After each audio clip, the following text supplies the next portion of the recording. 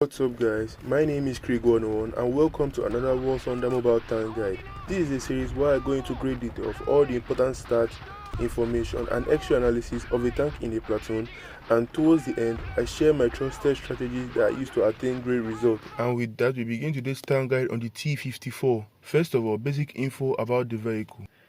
The T-54 is a medium tank, later designated MBT. It is a rank 7 vehicle and is placed in the rank bracket of 7 to 8 and 8 to 9. The T-54 is one of the most iconic tanks in history, designed by the Soviet Union shortly after World War II and became the backbone of many armies around the world throughout the Cold War. It gained the nickname the Kalashnikov of tanks, as over 96,000 units were made, making it the most produced tank series ever. It was used by Warsaw Pact countries, Middle Eastern nations, and many others, and is still in service with some countries today, often modernized or repurposed. Enemy positioning can be of 4 types: front, angled, side, and back. An enemy encounter can go in 2 ways. You either kill the enemy either at once or in one shot, or it takes you 2 or more shots to kill. In this case, I recommend you aim for the gunner, who is located in the turret, to prevent him from shooting back at you. So the format will be potential one-shot areas in green and the gunner position in yellow for 2-shot situations. Now we move to extra analysis. The shells you are likely to face are APCBC, APDS, and APFSDS. With APDS and APFSDS, you can penetrate either the turret or the hull from almost any position. So I will mainly be showing for only APCBC. We start with the front. As you can see, it is a 4-man crew. It has a high potential for crew knockout or severe damage due to the proximity of the crew to one another. Aim here or here. For side, aim here or here for a potential ammo rack. For angled, aim here or here depending on how much of the side is exposed. If enough of the side is exposed, it can lead to penetration. If not, it can lead to a ricochet or non-penetration. For back, aim here to destroy the tank in one shot.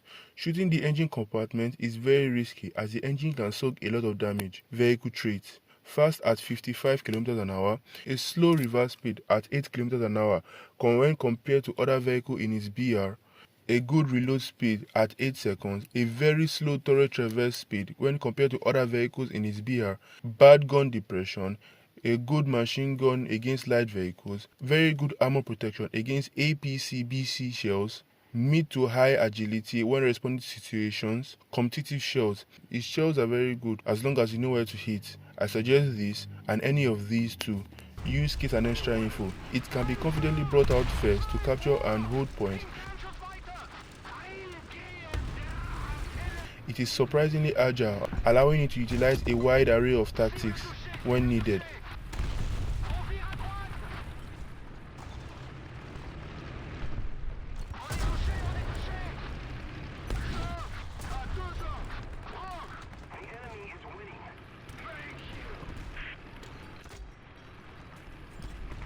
It has a slow turret traverse, even worse than the IS-2 and the T-10A.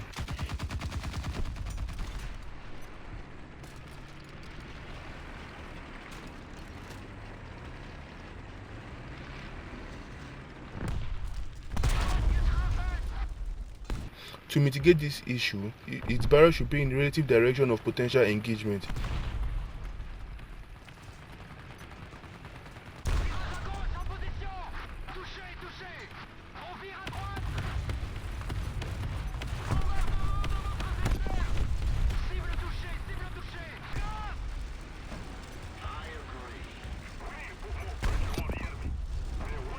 It has 2 machine guns that are useful against light vehicles.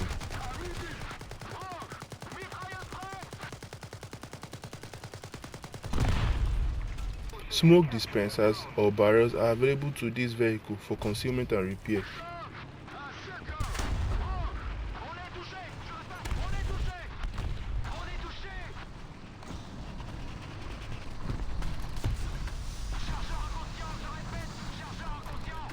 Its use of the hold down tactic is very terrain dependent due to its bad gun depression, making it a non-viable option a lot of the time. It can be used both in closed areas like cities and even in open areas due to its good armor and reasonable reverse speed.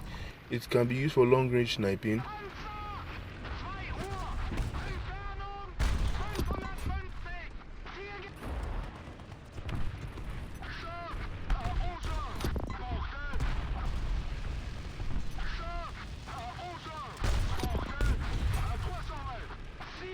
can utilize the ambush tactic. Its notoriously good armor affords it a short window of time to exploit as your enemy tries to find a weak point.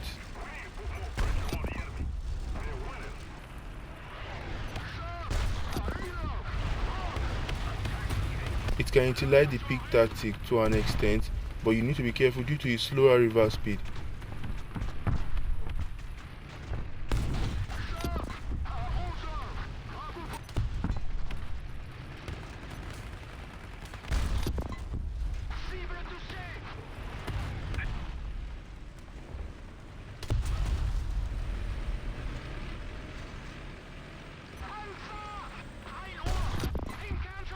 It's possible to increase survivability by reducing the amount of ammo carried.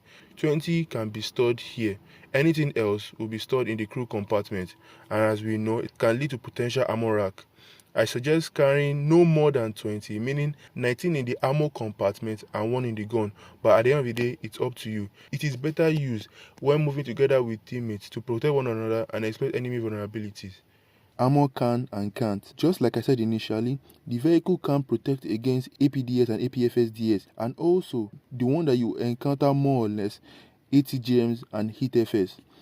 Due to the slope nature of ammo, it can protect against APCB shells, allowing it to be more aggressive against vehicles that use them, which are mainly World War II vehicles, except a select few.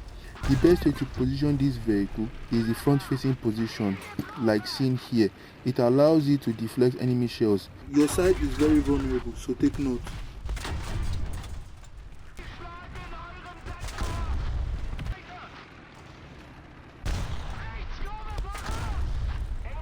It can protect against APCR in most cases as well, like I said, due to the slope nature of its armor. But if the tank is in a position which makes the armor appear flat, it will penetrate, so take note. Its armor is not invisible, so be careful. I will only be showing the front-facing armor values against APCBC shells. Know that these values are estimations that were made through my own discretion. Pause if you need to. For front-facing,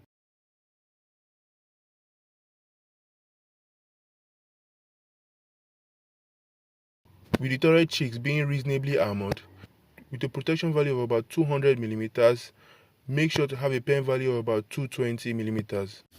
Except when using APDS or APFSDS, shooting at the hull is very risky, as anything else will likely ricochet. How do you play this vehicle? This vehicle is good all around. It allows it many options when it comes to playstyle. If you are in a down tier, facing primarily World War II vehicles, you can play more aggressively.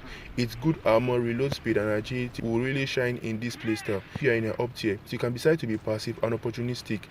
The vehicle will still be able to hold its own. Just make sure to factor in its bad qualities, being its slower reverse speed and especially its turret traverse speed. Try to make sure you are either at the left or right of the map and not in the middle, or simply put, try to make sure you are fighting on one side with your other side protected by a wall or an obstacle. This will help mitigate the issue of the low turret traverse.